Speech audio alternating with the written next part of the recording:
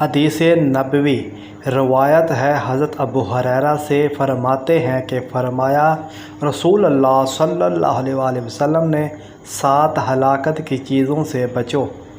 لوگوں نے پوچھا حضور وہ کیا ہیں؟ فرمایا اللہ کے ساتھ شرک، جادو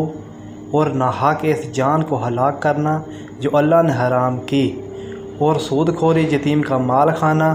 جہاد کے دن پیٹھ دکھا دینا، پاک دامن مومنہ بے خبر بیویوں کو بہتان لگانا۔ حدیث نبوی روایت ہے حضرت ابو ہریرہ سے، فرماتے ہیں کہ فرمایا نبی صلی اللہ علیہ وآلہ وسلم نے جب کوئی بندہ زنا کرتا ہے تو اس سے ایمان نکل جاتا ہے، اس کے سر پر شامیانہ کی طرح ہو جاتا ہے، پھر جب بندہ اس بد عمل سے علیحدہ ہو جاتا ہے تو ایمان بھی اس کی طرف لوٹ آتا ہے۔